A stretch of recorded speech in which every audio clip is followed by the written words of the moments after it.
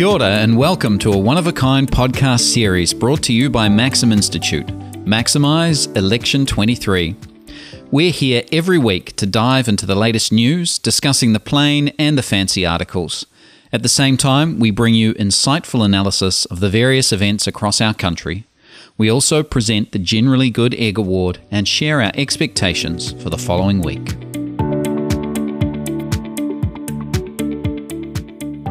All right, welcome to the Maximise podcast, election podcast, Marcus and Josiah. Good to have you.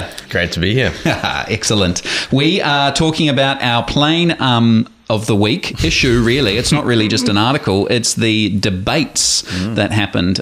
Plenty of debates happened last week, but why don't we start with the leaders' debate? It was very well watched. 1.09 million people tuned in over 90 minutes to watch it.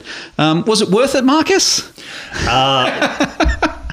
So I think the 1.09 million, they didn't stay for the entire hour and a half. They were in and out. I think they were in and out. No, I think it's interesting how it has still kept up its the viewership, because one of the comments that I read prior to the debate was talking about how are they so necessary nowadays when we see our leaders in front of the camera so often. In stand-ups, they're always recorded. Yeah. And that is a chance for them to be shown how they respond to questions they hadn't prepped for. Yeah. And we can all see that. So we don't need that sort of big debate stage to look at leaders and see how they react. But obviously, we still want to. Yeah, there's something maybe around it. Josiah, do you think the two Chris's, as they've been dubbed, had an opportunity to shine or differentiate themselves? Yeah, I think it was relatively bland for the most part. I think the most interesting thing was probably the chat about tax policy and how that was going to play out. And I think it's interesting that Nationals still seem fairly guarded about the numbers behind their policy. Admittedly, Labour are as well. But it was, like Marcus has said, interesting to see how they respond to those critiques in real time. When we're watching the news, we're getting cut up versions of what they say. For me, Christopher Luxon hasn't really impressed in the way he's come across. I think he's been sort of quite bland. But in the way that he conducted himself during the debate, my respect for him went up because he was going on the offensive from time to time. He was able to sort of mount an attack, and when we did get to see a full response from him on a given question. Yeah. Oh, great. Well, some people that I heard said that it looked like their roles were reversed, like Chris Hipkins as the Prime Minister, but he looked like in the debate the leader of the opposition, and Christopher Luxon looked more prime ministerial. What do you guys make of that? So the idea was that Chris Hipkins needed a big victory in the debate to really kickstart the campaign, because he's far behind. So in that sense, he's sort of oppositional as he's trying to overtake the person who's the incumbent, I suppose, is how we're treating Luxon a lot. That is interesting that he seemed more prime ministerial, Chris Luxon, because that's sort of the question is, can you trust National? Can you trust a change in government? That's Labour's attack line. Stick with what you know. It's not perfect, but don't change horses in midstream. If it's not Baroque, don't fix it. Exactly. That's right. Yeah, exactly. So that is interesting that he's looking prime ministerial. The only other thing I'd say is that Hipkins looking more like a leader of the opposition, as you people have suggested, that might be in line with the fact that he's not really running as an incumbent.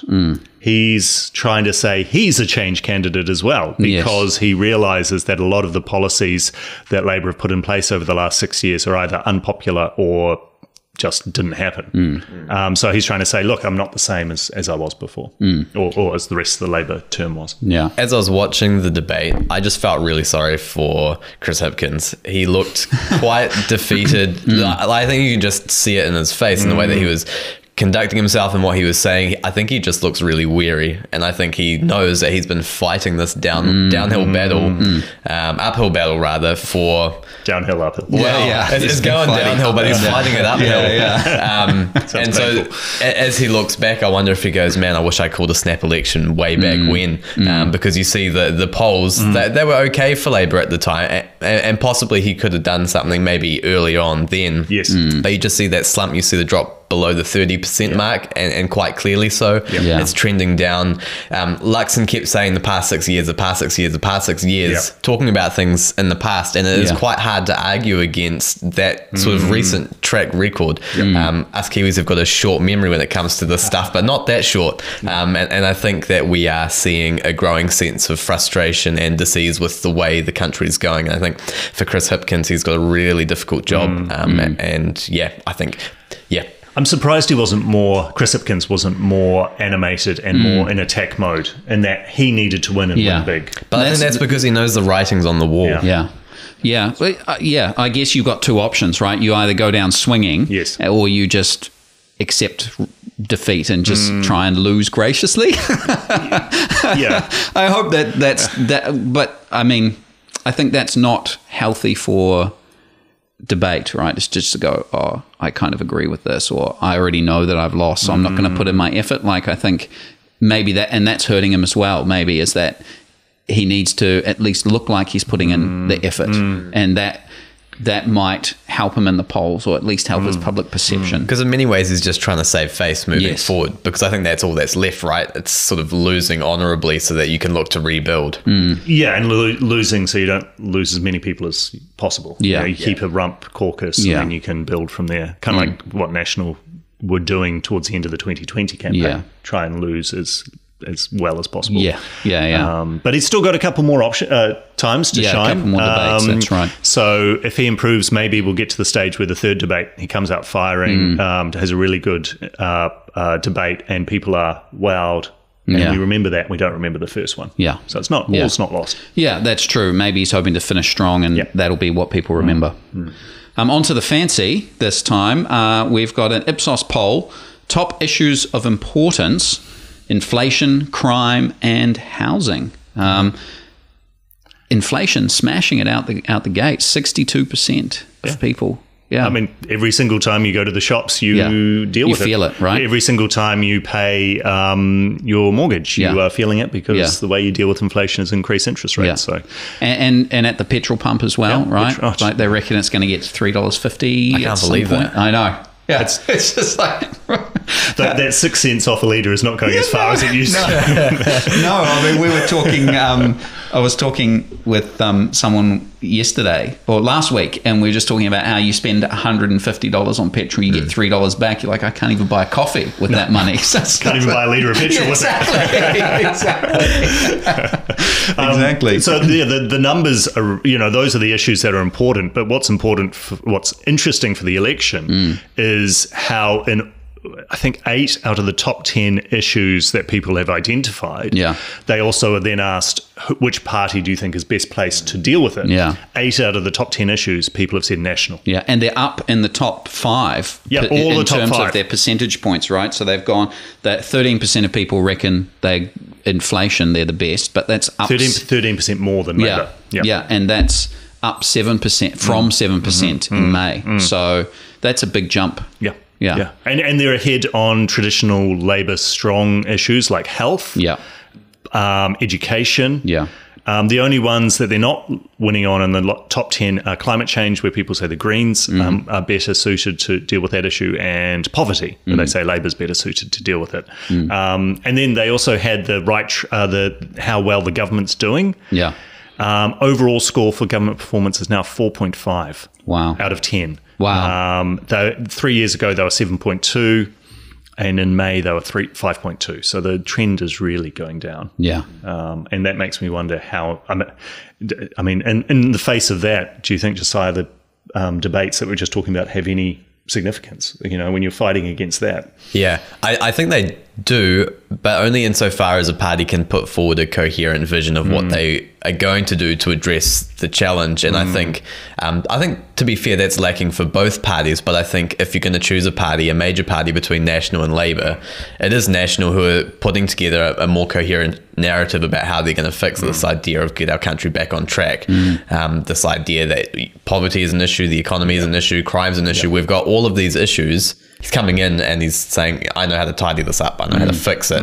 And he's pointing to Chris Hipkins and he's saying, well, he's shown that he can't. Yes. And so, I think that's where it matters. But I do think that National need to make sure they're taking their chances and clearly articulating what they see the problem is and a clear solution to that as well, because to a degree those debates only allow for sort of surface level discussion. Well, on to the Generally Good Egg Award. This week, I think my Generally Good Egg goes to Rawiri Waititi, who has taken time out from the election campaign as the co-leader of the Māori Party. You know, this is big time for him. He's got to be out there campaigning for his seat, for his party votes, for all of this, getting his the policies out there. He's taken time off because his mum is unwell and she's in hospital, and he's going to spend time with her. And the part of the statement that they released said, whānau first is a core value for us over and above politics or political agendas. We also believe wholeheartedly that leadership begins at home. And I just thought, that's great. Like someone who is in Parliament at the top of their party going, actually, my family's more important than this. I wonder how many politicians would do that readily, you know? Yeah. Hopefully all of them. Hopefully all. Well, that's what you want from your leaders, right? But it's good the to cynic see in it. me goes, would they? Yeah. What do you reckon, Josiah? Yeah, I think it just goes to show the human nature of politics, which is so easily missed out. So whether you're a fan of Rawiri and his policies, I guess you're connecting with him when we hear about this as a country on a personal level, going, you're another human being like me who've got the same challenges and pressures in life. And as a good son ought, he is looking after or tending to his mother like we should. And so I think, there's that humanizing effect, which in the political sphere you'd like to think would help bring us together. So it's not only a good thing intrinsically for him to be doing that, but I think it's a good thing for us to be hearing about that as well. Yeah, 100%. Yeah. No, that's great. So good on you, Rawiri. We hope for a speedy recovery for your mum. For sure. Yeah. And so on to the week ahead. Whoa, what have we got coming up, Marcus, that's got you excited? Well, it's raring to go. So it's an election podcast, and before we do our next one on Monday, the polls will have opened. Oh, really? For early voting? Yeah, so next Monday, 2nd of October, I think that is, polls open. So, of course, now we're in this idea where we don't have an election day anymore. We have an election fortnight. Wow. And so last time in 2020, there was something like 60-odd% voted early. Yeah. So, and before that, I think 48 in 2017. So we're getting to the stage where we get to election day and half the people have voted already. Yeah. Do you think that was part of that was COVID and people like, well, I don't really want to go into a polling booth with I'm sure people? So, I mean, they were sort of pushing it to be like, let's spread ourselves out a little bit. And, I think also people, you get out. Why do you get out and vote early? Yeah. Because you've made up your mind. Yeah. Yeah. And you don't want to wait on election day. Yeah. So it will Still be got to wait for the results, though, which is the frustrating part. Wait 2 weeks to find out who won. So, I mean, what do you guys think about voting early? Are you a fan, Josiah? Or I mean, personally, I like it because, I know pretty well who I'm going to vote for. And I'm not sure what people are going to say, whether it's going to sway me at this point. Right. So I think the debates and stuff are interesting and valid, but I think my mind's already made. And I think there's a sense in which people are, to a degree, checking out because they just want this election to be over and done with. And I guess to my point about Chris Hipkins, there is that sense in which the writing is on the wall. I think people know how the election is going to go, insofar as I think it's pretty clear that National will be making up the next government. The big question is, well, coalition, what does that look like? And so maybe there's space for more engagement and interest there. I guess my one concern about that way of voting is, will people just put it off, particularly if they're not that interested in the result, if they think, it's pretty much one and done. I might get to it, I might not. Whereas if you've got a set day where it all needs to be done, there's a sense of collective buzz about, well, today is the day, today is election day. So whilst a lot of people may vote early, does that result in a net loss of votes? I don't know, maybe not. But I think about the local body elections where it is like you mail in your vote over a certain amount of time. and that's like 40% engagement, you know.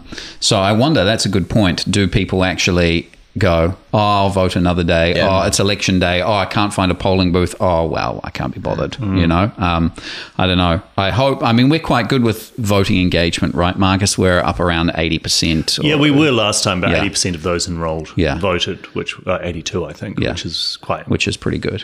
Yeah, pretty high. If we got that again, they'd be very impressed. I think it tends to drop down. If you look at the numbers recently, 2011 was quite a low turnout. And if you remember, then that was the sort of height of the key government popularity. And so I think there was a real sense of, well, we know where it's going to go anyway, so won't bother turning out.